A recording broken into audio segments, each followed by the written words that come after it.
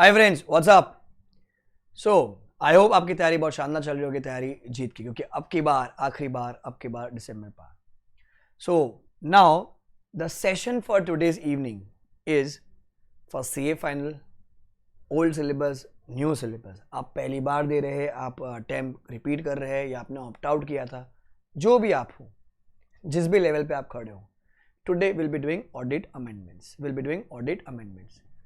एक तो पहला चीज, मार्केट में बहुत ज्यादा हवा फैल रहा है कि सर बहुत अमेंडमेंट। नहीं, कोई नहीं, कोई भी ऐसा अमेंडमेंट नहीं है। जो मई 21 के अमेंडमेंट है, यस वो कैरी फॉरवर्ड होंगे नवंबर 21 में, वो इंपॉर्टेंट है, सिग्निफिकेंट है, वो भी करनी होगी। नवंबर 21 मतलब एक्सटेंडेड डिसंबर 21 अटेम्प्ट, थोड़ा बहुत पेनल्टी में चेंज है और ऑडिटर्स रिपोर्टिंग रिक्वायरमेंट में कुछ एडिशन ऐड हुआ है और एक टैक्स और की छोटी सी क्लैरिफिकेशन आई है।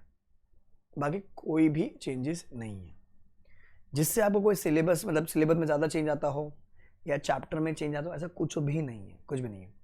ना there would be lot of people जिनको मई 21 के अमेंडमेंट्स याद नहीं होंगी, या आपने ऑप्ट आउट कर लिया होगा, या आपने कभी बहुत पहले पढ़ा होगा एंड आपके पास कोई पुराने टीचर का मेल आया, किसी भी ऑथर से आप जब पढ़े होंगे तो आपके पास पुरानी बुक्स पढ़े होंगे। सो अभी जो मैं आपको नोट्स दूंगा ना, वो नोट्स में बेटा मैंने मई 21 की अमेंडमेंट्स भी ऐड कर रखी है। एंड आप वीडियो के डिस्क्रिप्शन में जाओगे ना, तो वहाँ से आप नोट्स डाउनलोड कर लोगे बाय, वहाँ पर लिखा होगा for notes, click on that, ठीक है, आपको वहाँ मिल जाएगा।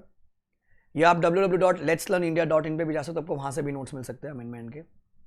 दूसरा, नीचे मैंने वीडियो में लिंक भी दे रखा है कि अगर आपको मई 21 की अमेंडमेंट देखनी है, आइडिया लगा आपने बहुत पहले पढ़ रखा था एंड आपको याद नहीं है, तो एक बार देख लीजिए। एक घंटे की वीडियो होंगे, वो 2 वीडियो होंगे, एक प्रोफेशनल एथिक्स की अमेंडमेंट और एक नॉर्मल जो अमेंडमेंट्स थी वो अमेंडमेंट्स मई 21 की। तो मैं वीडियो के लिंक में नीचे नोट्स का लिंक है, मई 21 की जो अमेंडमेंट्स है उनका लिंक मिलेगा आपको, तो वो वहाँ से आप देख सकते हो।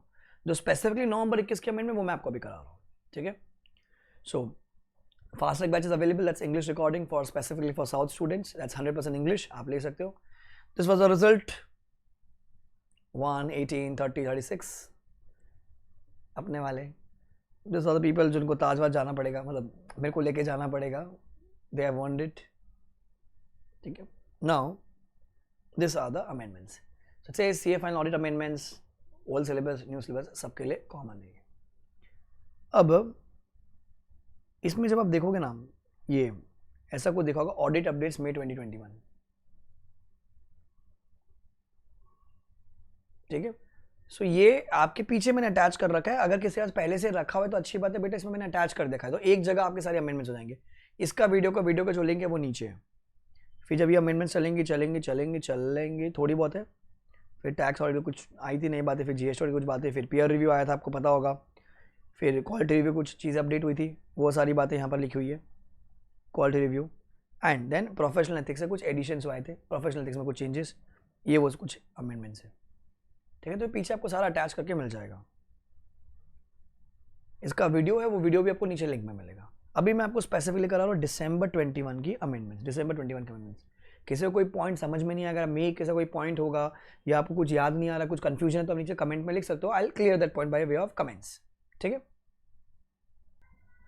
अब देखो, लेट्स से स्मॉल कंपनी की क्या डेफिनेशन है, पहला अमेंडमेंट। तो पहला चीज़ तो डरना मत बेटा, कुछ ज़्यादा अमेंडमेंट्स है नहीं, खाली वो डर है मार्केट में, वो रहता ही है हर टाइम में, फैलाने वाले बहुत बाबा घूमते हैं, ज़्यादा कुछ अमेंडमेंट नहीं है। पहला है स्मॉल कंपनी की डेफिनेशन। अब इसका इंपैक्ट कहाँ आएगा सर, कारों में आ जाएगा आपका 141 सबसेक्शन 3 में, जहाँ पर स्मॉल कंपनी, जहाँ से वर्ड स्मॉल कंपनी यूज होता है वो है। अब ये क्या है, ये जो डेफिनेशन है बेटा, ये 1 अप्रैल 2021 से एप्लीकेबल है, 1 अप्रैल 2021 से। हाँ, आपके आरटीपी में इसको कैरी नहीं किया इंस्टीट्यूट ने, पता नहीं क्यों, जबकि हमें 30 अप्रैल तक के सारी अमेंडमेंट्स एप्लीकेबल होती है। ये 1 अप्रैल को एप्लीकेबल हो गई थी, 1 अप्रैल 2021 को। So if you Google it out, आपको दिख जाएगा स्मॉल कंपनीज एप्लीकेबल फ्रॉम 1 अप्रैल 2021, ठीक है। नाउ अब ये क्या कहता है sir, CA final audit amendment, पहला है स्मॉल कंपनी। तो small company is another than public company, मतलब कौन सी, प्राइवेट कंपनी, ये पहले भी था सर। इसका paid up share capital is max 2 crore, is max 2 crore rupees, max 2 crore rupees, or such higher amount as many prescribed shall not be more than 10 crore rupees. मतलब paid up capital बढ़ा से कितना बढ़ा सकते हैं सरकार, सर आज के डेट में जो पेड अप शेयर कैपिटल है वो है आपका 2 करोड़ रुपए का। सरकार अगर चाहे तो उसको बढ़ा सकते हैं, बढ़ा के कितना कर सकते हैं, 10 करोड़ रुपीज। एंड टर्नओवर आज के डेट में जो फिगर है वो कितना है सर, 20 करोड़ का है, दैट्स मैक्स। सरकार अगर चाहे इसको बढ़ा के कितना बढ़ा सकती है, वो 100 करोड़ कर सकती है, 100 crore. Sir 2 crore and 20 crore, 2 crore and 20 crore. तो फ्यूचर में क्या होना है वो छोड़ दीजिए, हमको आज का देखना, आज कितना लिमिट है हमारा, बेटा 2 करोड़ एंड 20 करोड़। तो small company is a private company having capital of max 2 crore and turnover 20 crore. Capital max 2 crore and turnover 20 crore. Capital max 2 crore and turnover 20 crore. ये मेरी स्मॉल कंपनी की डेफिनेशन है। बाकी तो सेम है, it will not apply to holding subsidy company, company registered section 8 और special act वाले, उनको एप्लीकेबल नहीं। खाली क्या होगा बेटा, ये लिमिट बढ़ गई है, लिमिट बढ़ गई है मेरी। सो अगर मेरे कैपिटल मैक्स 2 करोड़ तक का होता है एंड टर्नओवर मेरा मैक्सिमम 20 करोड़ तक का होता है, मैक्सिमम 20 करोड़ तक का, तो मैं स्मॉल कंपनी हूँ। 2 एंड 20 देखेंगे, 2 and 20 small company, 2 and 20, 2 and 20, 2 and 20 पहला स्मॉल कंपनी का डेफिनेशन। तो कहाँ का चेंज है आपको बता दें मैंने, कारों में चेंज आ जाएगा ऑडिट में, प्लस अपने 141 सबसेक्शन 3 में जब वो 20 कंपनी की ऑडिट तो उसमें OPC small dormant and private company हमें कैपिटल लेस देन 100 को जो हटाना पड़ता है, तो उसमें स्मॉल कंपनी वहाँ पर है। वेरी रेयर इंस्टीट्यूट आपको फाइनल लेवल पे इस पर कोई क्वेश्चन पूछे, स्मॉल कंपनी की जो बात है वो आ जाएगी, पर लिमिट पे क्वेश्चन आना बहुत डिफिकल्ट है। पर आपको पता होना चाहिए for the purpose of MCQ 2 crore and 20 crore, 2 crore and 20 crore. Number 2 कहता है बेटा हमारा audit trail rules are deferred to 1 April 22। अब आपको पता होगा बुक्स ऑफ अकाउंट्स में एक नोटिफिकेशन आया था बीच में, मतलब बजट में जो आया था कि ऑडिट ट्रेल बनानी पड़ेगी, ऑडिट ट्रेल मेंटेन करनी पड़ेगी हर कंपनी को। अरे वो एसएपी वाला पूरा एडिट लॉग जो नहीं हो सकता, ज़्यादा ऐसा कुछ है। अब वो सरकार ने क्या कि अपने इंडिया में सिस्टम ही नहीं थे, तो सरकार ने डिफर कर दिया उसको, तो वो 1 अप्रैल 2022 को डिफर हो गया। तो वो 128 में बुक्स ऑफ अकाउंट्स में उसका कुछ रेफरेंस आता है, पर वो हमको पढ़ने का जरूरत नहीं है फॉर December 21 अटेम्प्ट। मई 22 वाला अगर कोई मेरे को देख रहा है बेटा कि तुम्हारे लिए आएगा तो तुमको बता दिया जाएगा, अभी तक तो आया नहीं वहां पर, ठीक है। फिर नंबर 3 अनपेड डिविडेंड अकाउंट्स। क्या है, अनपेड डिविडेंड अकाउंट, तो आपको ये एप्लीकेबल नहीं है भैया। पॉइंट नंबर 2 आपको एप्लीकेबल नहीं है। अनपेड डिविडेंड अकाउंट कुछ नहीं है, सब कुछ सेम है, खाली पेनल्टी चेंज हुई। क्या पेनल्टी चेंज हुई, if a company fails to comply with any of the requirements of this section, मैंने से दिस सेक्शन मतलब 124, the company shall be liable to a penalty of, company shall be liable to a penalty of 1 lakh rupees, 1 lakh rupees. तो बेटा company के लिए कितने बेटा 1 lakh rupees हो गई है। पुराना क्या था मेरे को याद नहीं, आपको भी याद रहना चाहिए। And for a continuing failure it is 500 rupees per day till the default continue subject to maximum of 10 lakh rupees. तो बेटा कितना है 1,510, 1 लाख से 10 लाख 500 रुपया पर डे, 1 लाख से 10 लाख 500 रुपया पर डे। ये बड़ी जो पेनल्टी बेटा किसको लगती है, कंपनी को। सर ऑफिसर को कितनी पेनल्टी लगेगी बेटा, ऑफिसर को जो पेनल्टी ना बेटा वो कितनी है सर 25,000 रुपीज, 25,000 रुपीज, 100 रुपया पर डे, 100 रुपया per day till the default continues subject to maximum of 2 lakh rupees, subject to maximum of 2 lakh rupees. Sir company को कितनी है 1 लाख से लेके 10 लाख तक है, इंसान को कितनी पेनल्टी, छोटी पेनल्टी 25 से लेके 2 लाख की, ऊपर 500 रुपया पर डे है, नीचे 100 रुपया पर डे, 500 रुपया पर डे नीचे 100 रुपया पर डे। एक बार डिफॉल्ट होगा तो इतनी तो मिनिमम पेनल्टी लगेगी। फिर आपको जो सीजी है वो टाइम देगा कि डिफॉल्ट ठीक कर लीजिए, नहीं क्या जब तक आप डिफॉल्ट नहीं पर डे की पेनल्टी आपको लगती जाएगी maximum 10 lakh maximum 2 lakh, maximum 10 lakh maximum 2 lakh, 124। अब आधे बच्चे वहाँ पर बम खुचार कर, सर ये डिविडेंड है क्या, हमको है क्या, हाँ नहीं कराया तुम्हारे वाले ने, है किधर है सर, कंपनी ऑडिट के पार्ट में जहाँ पर कारों का रेफरेंस होता है उससे पहले आपको डिविडेंड में कुछ सेक्शंस दे रखे हैं वो लोगों ने कंपनी ऑडिट में, मॉडल में जाकर चेक कर लीजिएगा पर। सो बेटा डिस्क्रिप्टिव नहीं पूछा है इंस्टीट्यूट ने ऑडिट के सिलेबस में, बट येस एमसीक्यू इस बार क्या थी आरटीपी मॉक में करा रहा था हमने यूट्यूब पे जब किया था, तो उसमें भी थे क्वेश्चन इसके पेनल्टीज को लेकर। तो बेटा ये आ सकता है एग्जाम में दिख सकता है आपको, कोई पेनल्टी चेंज है तो पेनल्टी याद करनी पड़ेगी। ऑडिट में पेनल्टी कम चेंजेस है, लॉ में तो बहुत ज़्यादा चेंज हो गई है, 18 सेक्शन में चेंज है, यहाँ पर 3-4 में इंपैक्ट आ रहा है, जो अपना कंपनी ऑडिट का पार्ट है उसी में इंपैक्ट कर रहा है बस, ठीक है। फिर नेक्स्ट अगर आप ऑडिटर चैप्टर्स निकालेंगे वहाँ पर अपना रेसिग्नेशन है, अदिति 3 वाला पॉइंट अगर आपको याद होगा तो अगर ऑडिटर है तो रिजाइन कर रहा है एनी टाइम, तो देखो कंपनी को इंटीमेट करना पड़ेगा, देखो आरओसी को इंटीमेट करना पड़ेगा अदिति 3 में, अगर तो गवर्नमेंट कंपनी में तो वो कैग को इंटीमेट गवर्नमेंट कंपनी में इंटीमेट करना पड़ेगा, बराबर। अब अगर तूने एडीटी 3 नहीं फाइल किया, एडीटी 3 फाइल नहीं किया, तो बेटा मिनिमम पेनल्टी कितनी होती है सर, मिनिमम इज 50,000 रुपया, मिनिमम कितना बेटा 50,000 रुपया, और सर मिनिमम इज 50,000 रुपया और the remuneration of the auditor whichever is less और the remuneration of the auditor whichever is less। तो या तो 50,000 या तो रेम्यूनरेशन, अपने 20,000 की फीस है तो इतनी तो पेनल्टी लगेगी आपकी, तो 20,000 रुपये आपको पेनल्टी लग जाएगी। एंड 500 रुपये पर डे एंड 500 रुपये पर डे, 500 रुपये per day subject to a maximum of 2 lakh, subject to maximum 2 lakh. तो क्या चेंज हुआ है मैं आपको बता रहा था, यहाँ पर कुछ और था, अभी ये चेंज हो गया, subject to maximum 2 lakh rupees. बाकी सेम आपकी बुक में भी आपको मिलेगा, देख लीजिए कहाँ मिलेगा आपको, ऑडिटर चैप्टर में मिलेगा। रेसिग्नेशन वाला जो पॉइंट है, ADT 3 वाले जो पॉइंट्स है उसमें नीचे मिलेगी पेनल्टी 50,000 और रेमिनेशन विच इज लैक्स 500 रुपये per day, subject to maximum of 2 lakh, subject to maximum of 2 lakh resignation. ठीक है, अब अदर रिपोर्टिंग रिक्वायरमेंट्स उधर ही देखना, आगे आप जाओगे 143 सबसेक्शन 3 मिलेगा आपको। 143 अपन ने पढ़ रखा है LT डाइस वाला आंसर, वो इंक्वायरी करनी पड़ती है। 143 to true and fair view, 143 अपना रिपोर्टिंग रिक्वायरमेंट्स। अगर आप मुझसे पढ़े हो, अपना कोड है, भले आप मुझसे IPCC में पढ़े होंगे, फाइनल में पढ़े होंगे, बेटा ये अपना कोड है ABCDEFO OO, all information explanation of B से books of accounts maintain, C से compliance comply with comply books and accounts in compliance with P&L, D से done up as per AS, E से eligibility, none of the directors are disqualified under 164 two, फिर F से internal financial control है and वो effective है, O से others. तो बेटा हम लोग अदर्स में क्या पढ़ते थे, 3 बातें थी, pending litigation, forcible losses, IPF, याद है ऐसा कुछ? तो ये आज भी 3 है, आज भी 3 है, pending litigation, forcible losses, IPF। देखो पेंडिंग लिटिगेशन की बात है, फोर्सेबल लॉसेस की बात है और IPF की बात है, IPF की बात है। इसमें एक D हुआ करता था, D ओमिट हो गया था, वो D वाला जो पॉइंट था, अगर किसी को आर्टिकलशिप की बात याद हो, SBN स्पेसिफाइड बैंक नोट्स की बात थी, वो तो खाली उस साल के ना, वो 16-17 के लिए कि स्पेसिफाइड बैंक नोट्स अगर कंपनी ने जमा किए तो उसका डिटेल्स दीजिए, वो तो नोटबंदी जब हुई थी तो वो हट गया, वो तो ओमिट हो गया। अब यहाँ पर क्या हो गया, पीछे ऐड हो गया, EFG ऐड हो गए हैं, EFG ऐड हो गए, EFG।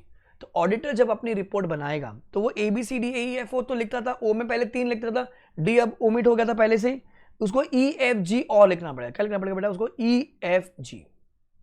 अच्छा ये जो पॉइंट्स है ना बेटा, ये जो पॉइंट्स है ये बैंकिंग कंपनीज को भी एप्लीकेबल है, देखो नीचे लिखा हुआ है मैंने, this above points are also applicable to banks. So ICAI can frame a question from banking company chapter से, बैंक ऑडिट के चैप्टर से पूछ सकता है। तो you have to be alert on that part कि जो पॉइंट्स आए हैं बेटा ये बैंकिंग कंपनीज को भी एप्लीकेबल है। बैंकिंग कंपनी का जब ऑडिटर रिपोर्ट बना करेगा उसको ये वाली बातें भी लिखनी है।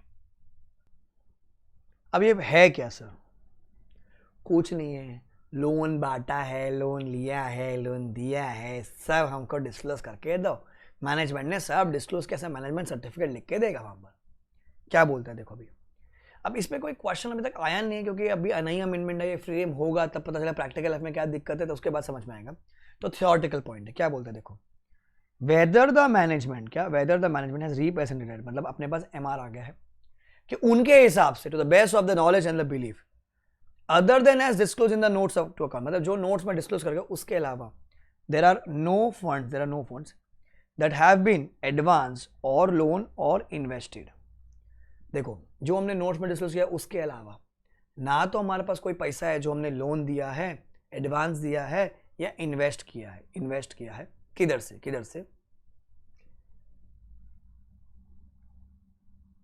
either from the borrowed funds or share premium or any other source of kinds of fund। ठीक है, मतलब कहीं से भी भैया हमने जो नोट्स में डिस्क्लोज किया उसके अलावा हमने ना तो किसी को एडवांस दिया है, ना तो लोन दिया है, ना तो एडवांस दिया है, इन्वेस्ट किया है, कुछ भी नहीं किया। ठीक है, इसको बोलेंगे अपन अली,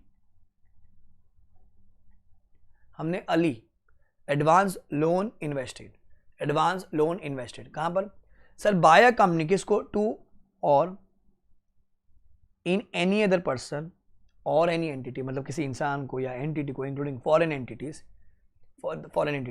मतलब भैया हमने हमारी कंपनी ने जो नोट्स में डिस्क्लोज किया उसके अलावा ना तो किसी का अली किया, अली मतलब एडवांस दिया, लोन दिया, इन्वेस्ट किया, किसको, या तो कोई पर्सन को, या तो एंटिटी को, या तो फॉरेन एंटिटी को, या तो पर्सन को, या तो एंटिटी को, या तो एक फॉरेन एंटिटी को, with that understanding that whether record in writing और अदरवाइज दैट द इंटरमीडिएट, जो भी ये लोग दो लोग हैं, ये लोग क्या करेंगे, वेदर डायरेक्टली और indirectly lend or invest in other persons or entities indicated in any manner by or on behalf of the company who will be the ultimate beneficiary or provide any guarantee, security or the like on behalf of ultimate beneficiary।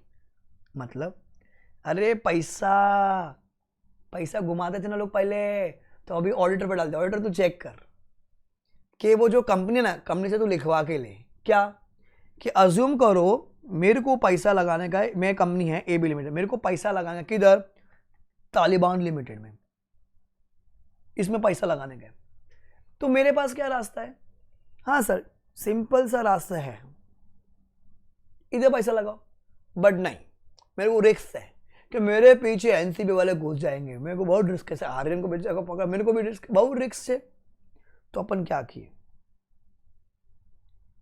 अपन ने एक नया company पैदा किया। कौन पैदा किया? अपन एक नया कंपनी, SRK लिमिटेड।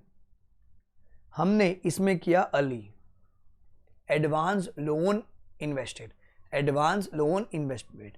फिर ये कंपनी क्या करेगी? ये कंपनी आगे जाके ताली को देगी, तालिबान लिमिटेड। एक दिन हुआ क्या, अपना पैसा ऐसा जाना चाहिए था, ऐसा घूम के गए ना, अरे कान सीधा पकड़ो या उल्टा पकड़ो, दिन कान तो पकड़ ही रहना तो मेरा नहीं सर, नॉट अलाउड। तो जो पैसा घुमाते थे ना, वो रुकवा दिया है। तो एट सीजी का ताकत है कि सीजी तू जाके डिटेक्ट कर, तू जाके पकड़। अब सीजी सारा काम मैं ही क्यों करूं?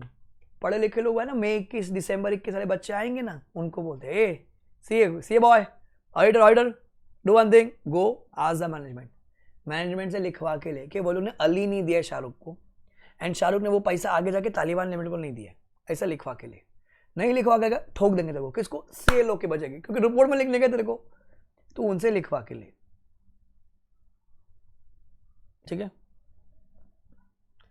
अब उल्टा, whether the management has represented that to the best of the knowledge, not to the knowledge and belief, मतलब मैंने दोनों साथ में बोला, knowledge and belief, other than those disclosed in the notes to accounts, no funds have been received by the company from any person or entity, including foreign entity, with the understanding, whether required in writing or otherwise, that the company shall, whether directly or indirectly, lend or invest in other persons or entities identified in a manner whatsoever by or on behalf of the funding party, who will be the ultimate beneficiary, or provide guarantee security on the behalf of ultimate beneficiary, vice versa.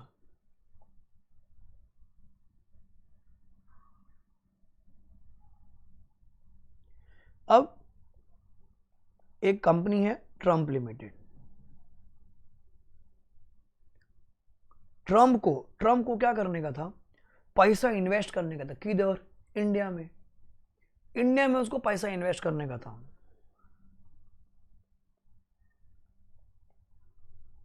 Modi ji limited, देखो भक्तों, मैंने respect दिया है, full respect, Modi ji limited. अब एक रास्ता क्या है सर? सीधा विदेशी company Trump, let's name it Trump Inc. सीधा रास्ता क्या है? इधर जाओ, जाके दे दो। पर ट्रम्प वाले बोलते नहीं, अगर पैसा डायरेक्टली मोदी जी लिमिटेड में गया तो भैया बहुत गड़बड़ हो जाएगा, सब CBI एनसीबी सब अपने पीछे पड़ जाएगा। नहीं। तो अपन क्या करते हैं, एक कंपनी है पहचान में, Trump my best friend, my very good friend, मेरे को फोन किया, AB लिमिटेड,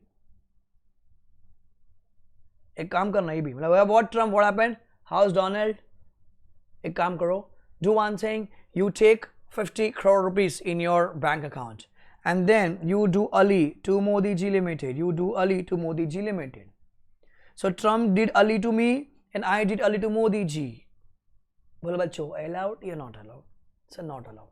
कौन चेक करेगा? ऑडिटर। ऑडिटर मैनेजमेंट से लिखवा के लेकर आ, क्योंकि वी आर तो ऑर्डर ऑफ AB लिमिटेड, ना सर। AB लिमिटेड ना तो वो अली दे सकता, ना तो वो अली रिसीव कर सकता, मतलब कोई भी पैसा, मतलब भले वो कोई ऐसी एंटिटी हो बीच में, कोई ऐसा पर्सन हो बीच में, या फिर कोई और एंटिटी हो, फॉरेन एंटिटी हो, जिसको अपन फंडिंग पार्टी बोलते हैं, तो उसने अपने को फंड किया और अपन जाके आगे दे देते।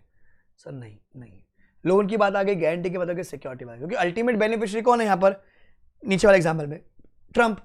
तो ऐसा लिखवा के लो। तो बेसिकली पैसा का जो हेरा फेर तो वो रोकने के लिए डाल दे ऑर्डर पर, वॉचडॉग कुत्ता है तो कुत्ता जा ढूंढ, चल निकाल के दे।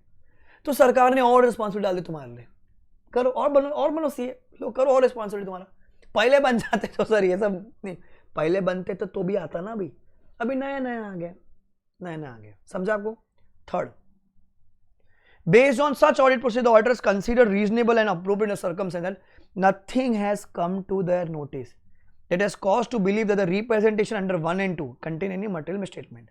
मतलब देखो, वो लोग ने ना तो पैसा दिया है, ना उनके पास कहीं से पैसा आया है, और मेरे पास ऐसा कोई भी सबूत नहीं है कि मेरे को लग रहा है कि नहीं कोई गुंजाइश है वहां पर गड़बड़ होने की। मेरे को ऐसा बिल्कुल भी कोई नहीं लगा, मैं सब सही है सर, सब सही है, सब कुशल मंगल है यहाँ पर।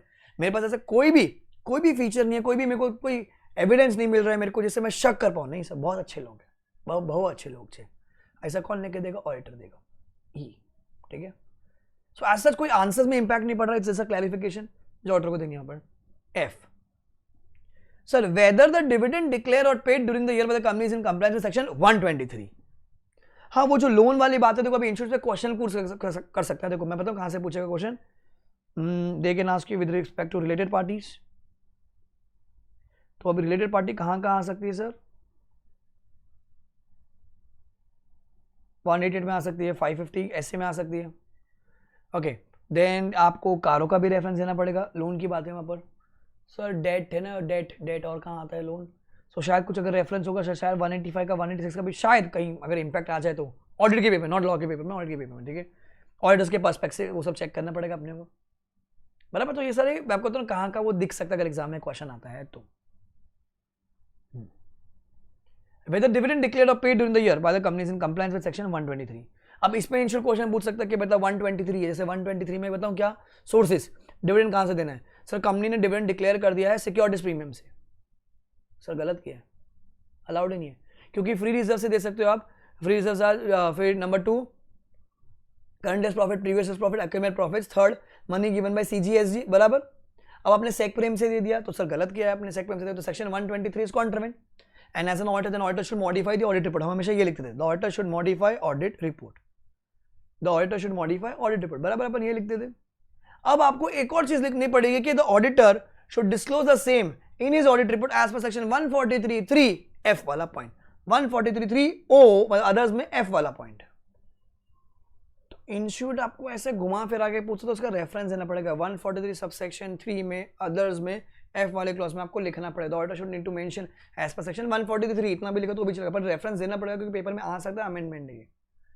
जी वाला पॉइंट जो है वो इररिलेवेंट है क्योंकि वो डिफर कर देगा, वो भी वही वाली बात है। देखो whether the company in respect of financial starting from 1 April 22, अब देखो आगे भी पता नहीं डिफर होगा कि नहीं होगा, अभी तो 1 अप्रैल 2022 है।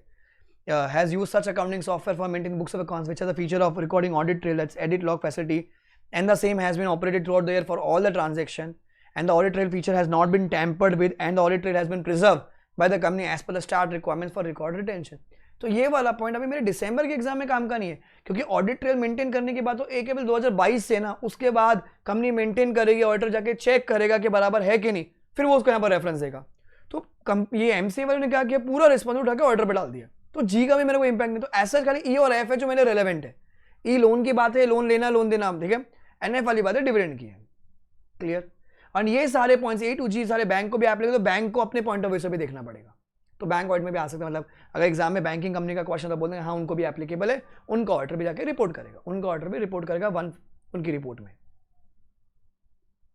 फिर next point 143, 12, 13, 15। 143, 12 is basically your reporting of frauds.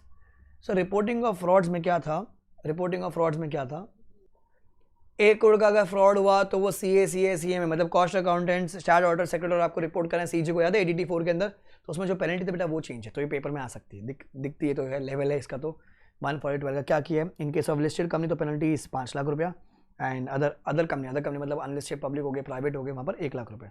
1 5 1 5 1 5 1 5 1 5 1 5 1 5 1 5 1 5 1 5 1 5 listed के लिए बड़ी पेनल्टी, एंड छोटी कंपनी के लिए मतलब 1 लाख 1 लाख 5 लाख 1 लाख 5 लाख फ्लैट। फिर नेक्स्ट पेनल्टी जो चेंज हुई है, ऑडिटर्स में घूम रहा है अभी भी, 147 सेक्शन खोलो अपनी बुक में, वहां मिलेगा आपको। सर अगर कंपनी ने कोई कॉन्ट्रवेंशन किया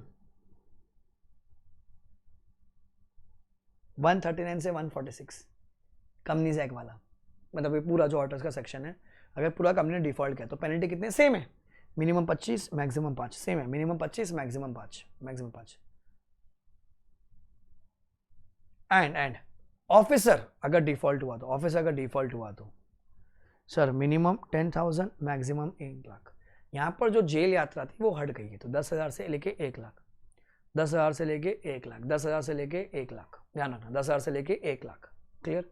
minimum 5 maximum 25, minimum 5 maximum minimum 25,000 maximum 5 lakh, officer के लिए 10,000 और 1 लाख। जेल यात्रा हट गई है, 25 से पास 10K एंड 1 लाख, ये कंपनी के पॉइंट ऑफ व्यू से।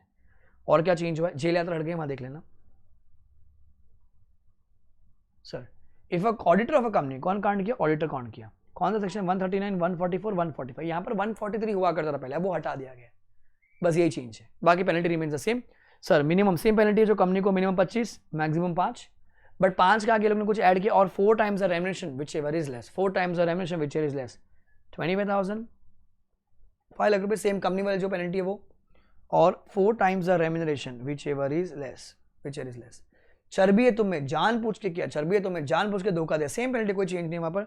सर जेल यात्रा is up to 1 year and minimum 50,000, maximum 25 lakh rupees, और 8 times the remuneration, 8 times the remuneration which ever is less, minimum 50, maximum 25, और 8 times the remuneration which ever is less, same penalty. खाली क्या change हो बेटा, वहां से 143 हटा दिया गया, पीछे वाले में क्या चेंज है, नॉर्मल वाले में वहां पर से जो जेल यात्रा थी वो हटा दी गई है, क्लियर, इतना ही चेंज हुआ है। Next, revision of tax audit report, tax audit report, तो कोई अमेंड नहीं हुआ, इसमें एक पॉइंट एक्स्ट्रा ऐड हो गया, एक एक्स्ट्रा ऐड हो गया। आपको पता होगा ना बच्चों, अपन ने ये किया था कि tax audit report general revise नहीं हो सकती है, नहीं हो सकते, नहीं बट रिवाइज हो सकते कब, change in CBDT circular, revision of accounts after adoption at AGM, change in interpretation of law, याद है ऐसा कुछ ये। तो वो जो 3 पॉइंट थे वो तो ठीक है, उसके बाद एक नया ऐड हुआ है, एक नया ऐड हुआ है, क्या हुआ है वहां पर देखो, it said that the audit report furnished may be revised by the person by getting revised report of the audit from a CA duly signed and verified by such CA, तो CA करेगा, उसको tagging करेगा हमेशा revise audit report बराबर। if there's a payment by such person after furnishing of report which necessitates recalculation of disallowances under section 40 और 43B of income tax act, अगर 40 और 43B में आपकी जो चीज़ है वो डिसअलाउ हुई है, आपका टैक्स कम रीकम्प्यूट हुआ है, आपने रीकम्प्यूट किया तो बेटा सब कुछ चेंज हो जाएगा, सब कुछ चेंज हो जाएगा, तो टैक्स ऑडिट रिपोर्ट में रिवाइज करेगा तो आप कर सकते हो। The said audit report has to be furnished before the end of the relevant assessment year for which it the report pertains. ठीक है, तो ये वाला जो पॉइंट है बेटा ये नया ऐड हो गया है, तो ध्यान रखना, एक और रीजन मिल गया अपने को, change in law, change in retrospective effect, change in law का चेंज इन सीबीडीटी सर्कुलर हो गया आपका, change in interpretation of law हो गया आपका वहाँ पर, फिर revision of accounts after adoption AGM, ये ग्राउंड्स तो थे ही। नया क्या ऐड हो गया वहाँ पर कि there's a payment by such person after furnishing the report which necessitates recalculation of the disallowances under section 40 or 43B, आपने डीटी में किया होगा तो आप कर सकते हो revise, and the tagging will be revise report कब तक देनी है, before the end of the relevant assessment year for which the report pertains. तो ये नया पॉइंट है, ये दिख सकता है, revision of tax audit report बताओ, तो इंश्योर डेफिनेटली इस पर शायद आपको टेस्ट कर सकता है, may be 1 mark MCQ, 2 mark MCQ, important. फिर अमेंडमेंट इन फॉर्म 360, अब इसका एज सच मेरे आंसर्स में इंपैक्ट नहीं है, वो टैक्स ऑडिट में क्या किया, वो कुछ एडिशन करते गए, कुछ सब्स्टिट्यूशन कर गए वहां पर, कि देखो जो क्लॉज 8 है वहां पर, whether the associates opted for 115BA बा कबड स्वाहा बा कबड, ये ऐड हो गया है। फिर क्लॉज 17 में जो है वहां पर कुछ और ऐड सब्स्टिट्यूट हो गया वहां पर, तो बोला ना स्टैम्प ड्यूटी वैल्यू वाला अपना, land or building or both is transferred during the previous year for a concession less than the value assessed or adopted by assessable by the authority or a state government, so please give the details of property concession received, कितना value लिया है वो लोग ने, and क्या कुछ contravention हुआ है कि नहीं हुआ, यस नो वो लिखना आपको। तो ये कुछ ऐड हो गया, तो आंसर्स में कोई चेंज नहीं है वहाँ पर, एक खाली वो परसेंटेज ध्यान रखना, वो 110% हो गया, पहले 105 बोलते थे ना अपन, अब वो 110 हो गया है। फिर इन क्लॉज 18 ये सब कुछ सब्स्टिट्यूट हो गए हैं, तो ये सब आपके प्रैक्टिकल लाइफ में आंसर्स में मेरे कोई इंपैक्ट नहीं आ रहा है, आंसर्स में मेरे कोई इंपैक्ट नहीं आ रहा है। फिर उसी का रेफरेंस आपके क्लॉज 32 में जाएगा, वहां पर क्लॉज 32 में details of brought forward loss और depreciation allowance in the following manner to the extent available, बराबर। तो ये मेरे प्रैक्टिकल लाइफ में चेंज हुआ है, आंसर्स में कोई ऐसा चेंज नहीं हो रहा है, क्योंकि वो मेरा जो 3CD का फॉर्म है वो चेंज, मतलब उसमें कुछ सब्स्टिट्यूट हो गए क्लॉजेस। ठीक है, अब नीचे मैंने देखो फिर यहाँ क्या पार्ट बी में क्लॉज 36 शैल बी ओमिटेड, वो शैल बी ओमिटेड। अब नीचे मैं आपको रेफरेंस बताता हूं वहां पर क्या हुआ, देखो इन सेक्शन 43CA वही प्रॉपर्टी वाला, फॉर द वर्ड जो पहले 5% हुआ करता था वो 10% हो गया है फ्रॉम द 1 अप्रैल 2021, तो आपको एप्लीकेबल है 110%। And in clause of in 50C income tax के सेक्शन में वहां पर भी क्या हो गया, वो 10% हो गया, 10% हो गया। तो वहाँ ये चीज़ें आपको दिख सकती है, बाकी तो अपने को डिस्क्लोजर देने पड़ते, सर हाँ करना ही पड़ेगा ना आपको डिस्क्लोज टैक्स ऑडिट रिपोर्ट में। तो अब जिनके पास क्वेश्चन बुक है मेरी, वहाँ पर रुक जाओ, अभी मैं आपको बताता हूँ कहाँ पर वो इसका इम्पैक्ट आएगा। जिनके पास भी नहीं, आपके टीचर की बुक में भी होगा, डो नॉट वरी, मैं आपको दिखा, तो आप फोटो खींच लीजिएगा।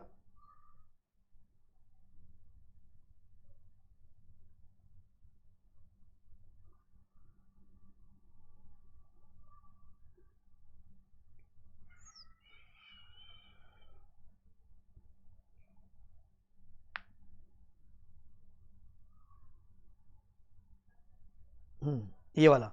So that's question number 6C। Question number 6C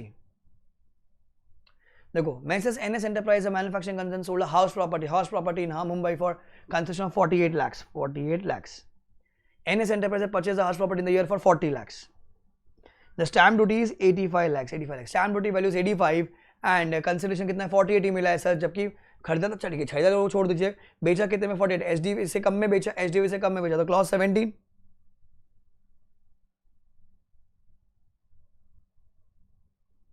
देखो वहां पर सेम पॉइंट है वो जो भी अपन पढ़कर है।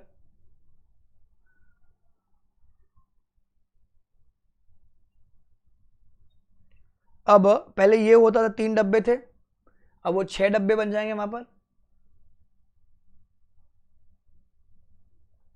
बराबर।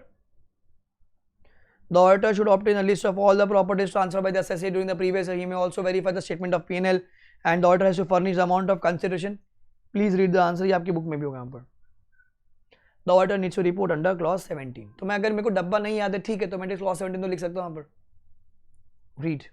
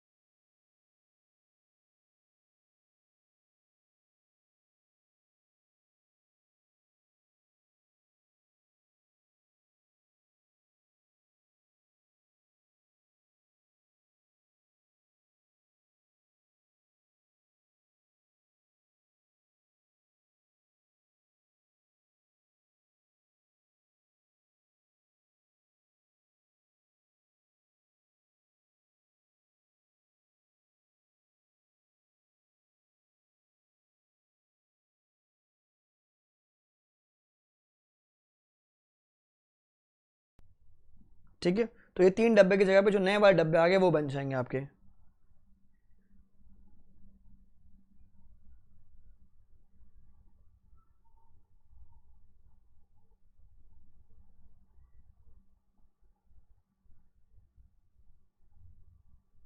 देन एक सेकेंड ना,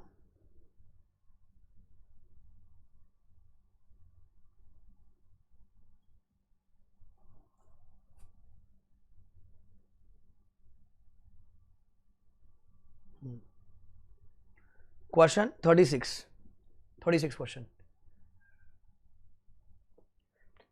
A is a proprietor of firm of ABC & Co. The firm has a turnover of 500 lakhs. ठीक है, भाड़ में गया। The firm sold land and building during the year consideration of 15 lakhs.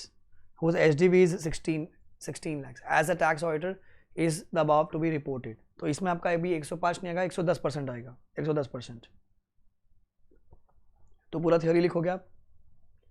So it says अभी जो नया वाला है यहाँ पर, whether HDB exceeds the consideration by less than the higher of 50,000 rupees or 110%. The difference is not chargeable to tax. Therefore, any more property where the stamp duty value is up to 110% of the sale concession, no addition can be made. 110%। बस। तो in the above case यहाँ पर तो बोला क्या, वो report करना है, पर अगले वाले में क्या होगा, वो रिपोर्ट नहीं हो जाएगा। नए वाले में रिपोर्ट नहीं होगा, तो यहाँ पर आपका आंसर चेंज हो जाएगा, ये वाला आंसर चेंज हो जाएगा, बस। तो आपको समझा इम्पैक्ट कहाँ आ रहा है इसका। तो मेरा जो 36 क्वेश्चन था, जो पहले वाला क्वेश्चन था, वो क्वेश्चन इसमें इम्पैक्ट है, बाकी कोई चेंज नहीं है। कोई तो बच्चा है, पता नहीं कौन, मतलब I can't say his name और हर, आई डोंट नो, तो वो भाई साहब इतना पैनिक सर, टैक्स और रिपोर्ट की लिमिट 10 करोड़ हो गई। नहीं, 1 करोड़ 5 करोड़ है। मैं एक किस में पढ़ाई थी आपको, नॉर्मल लिमिट इज़ 1 करोड़ रुपया, बट अगर आप 95% वाली कंडीशन मीट कर दे तो मतलब आपका पूरा पैसा 95% बैंकिंग चैनल से, खाली 5% ही आपका कैश में हो रहा है, तो आपके लिए टैक्स और की लिमिट 5 करोड़ रुपये है, 5 करोड़ रुपये वही है। बाकी बाकी आप कहाँ से पढ़ कर आ रहे हो, क्या पढ़ रहे हो बेटा, कोई कन्फ्यूजन नहीं है, इतना ही है आपके लिए। आरटीपी में इतना ही दिया, मॉडल में इतना दिया। अभी बाकी लोगों ने क्या पढ़ा मेरे को नहीं पता, I am following strictly ICAI material. Model में और आरटीपी में इतना ही दिया है आपके, जो आपके दिसंबर 21 के पेपर के लिए एप्लीकेबल है। एनीवन अपेयरिंग फॉर May 22 नवंबर 22 मैं हमेशा 2 अटेम्प्ट के अमेंडमेंट साथ में कराता हूँ। तो if you find the notes you will get the notes there, क्योंकि लेक्चर 1-1.5 साल पहले ले रहे होते हैं, अब कितने अमेंडमेंट बीच में आता है आपको, तो आपका तो लिंक टूट जाता है। So as a teacher I will give 2 amendments to you, ठीक है, ध्यान रखना। तो नवंबर 21 की जो नेक्स्ट डे दिसंबर 21 की जो अमेंडमेंट्स मैंने आपको सारी करा दी है। May 21 का नोट्स में अटैच्ड है पीछे, एंड इसका वीडियो का जो लिंक है वो नीचे दे रखा है। कहाँ गया, ठीक है, पीछे सारी वो May 21 के अमेंडमेंट्स है, सारी May 21 की, ठीक है। खाली आप एक बार रेफरेंस करने के लिए आपको इतना करना है, हो गया। भाई कोई अमेंडमेंट ही नहीं है यार, फालतू में इतना पैनिक एंड डर टेंशन मत लो, सब कुछ आ जाएगा। एक तो खुद को डर लगता है तो ठीक है, अच्छी बात है, पर दूसरों को मत डराओ। अब वो एक बच्चा ऐसा बोलता है सर इसमें अमेंडमेंट, अरे नहीं भाई, अब उसको चक्कर देखते देखते जो बच्चा पढ़ रहा है, यार मेरे को तो पता ही नहीं था इसमें अमेंडमेंट है। इतना ही अमेंडमेंट्स है।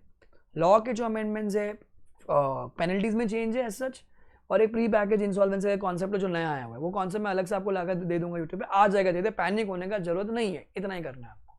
वो भी आई थिंक 1-2 घंटे को मैक्सिमम प्री पैकेज वाला जो कॉन्सेप्ट है, प्लस पेनल्टी में जो चेंज हो तो आधे पौने घंटे की होगी। बाकी और कहीं भी कुछ भी अमेंडमेंट नहीं है जिससे आपका पूरा सिलेबस चेंज हो गया हो या कोई चैप्टर ही चेंज हो गया। मतलब इतना हवा है ना मार्केट में, टेलीग्राम में से दूर रहो प्लीज, रिक्वेस्टिंग यू। जिस भी आप ऑथर को, टीचर को फॉलो कर रहे हैं, आप उनको फॉलो करके चले, वो आपको यूट्यूब के माध्यम से या जहां से भी वो बात करते हैं आपको बता देंगे। Please do not panic. ये 50 दिन बहुत इंपॉर्टेंट, लोग डराएंगे, दोस्त, भाई बहन, फ्रेंड्स, सोशल मीडिया वाले प्रोटैगनिस्ट जो बोलते हैं अपन, सब आपको डराएंगे, डरना नहीं है। अब की बार आखिरी बार, ठीक है। Do like the video, comment and share with your friends. आपको नोट्स का लिंक एंड आपको लेक्चर्स जो मेरे 21 के अगर आपको अमेंडमेंट देखने, एक बार खाली देखने के लिए फटाफट ग्लैंस कर सकते हो आप, तो वो नीचे होगी, करके जाना पड़ेगा, दोनों इंपॉर्टेंट है।